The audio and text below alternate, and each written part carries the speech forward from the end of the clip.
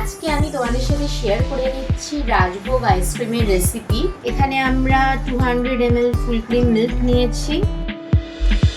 এই দুধের মধ্যে আমি এখন 1/4 কাপ মতো এখানে চিনি নিয়ে সেটাকে আমি মিক্সিতে গুঁড়ো করে নিয়েছি। এর সাথে আমি যোগ করব গুঁড়ো দুধ। 3 টিস্পুন মতো আমরা মিল্ক পাউডার নিয়েছি, সাথে যোগ করে নিচ্ছি এখানে 1 টেবিল স্পুন মতো কর্নফ্লাওয়ার। এবারে আমরা এটাকে একসাথে ভালো করে মিশিয়ে নেব।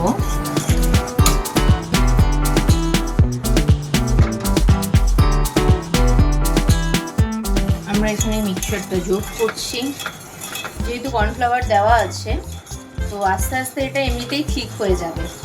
এইবার দেখুন আমি কি করছি, এদিকে আসুন। এখানে আমরা 1/4 কাপ মতো আমরা মাওয়া যোগ করেছি। মাওয়াটাকে আমি একটু হাতের সাহায্যে গুঁড়ো করে নিয়েছি। এর মধ্যে আমি যোগ করব অ্যামন্ড আর পেস্তা। এইটা করার একটাই কারণ হচ্ছে আইসক্রিমটাকে আরো বেশি টেস্টি করা। হুইপ ক্রিমটাকে আমরা একটুখানি ঠিক করে নেব।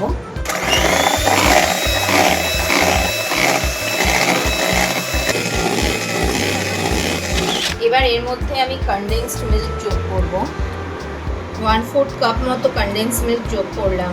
এবারে ওই দুধের সাথে যে কর্নফ্লাওয়ার, পাউডার সুগার, তার সাথে আমরা গুঁড়ো দুধের যে মিক্সচারটা যেটা আমরা ঠিক করে নিয়েছিলাম সেটা এখানে আমরা যোগ করছি।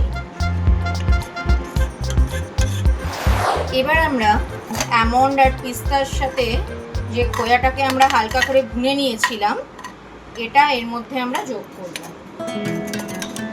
এবার আমরা এর মধ্যে যোগ করব ছোট এলাচের গুঁড়ো। এখানে আমরা দুধে ভেজানো জাফরান যোগ করছি। এবার লাস্টে দেখুন কি করি আমি।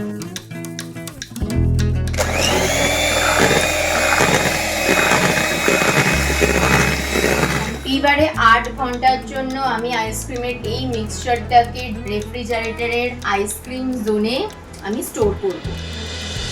আমি 8 ঘন্টা বলেছিলাম, আমি 10 ঘন্টা পরে ফিরে এলাম। এবার দেখি আইসক্রিমটার কি কন্ডিশন।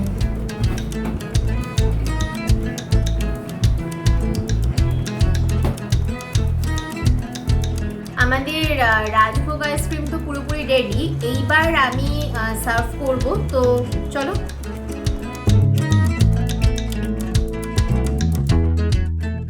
আমন্ড ভালো করে ধুয়ে এই আমন্ড আমি স্লাইস করে কেটে এর উপরে সার্ভ করছি।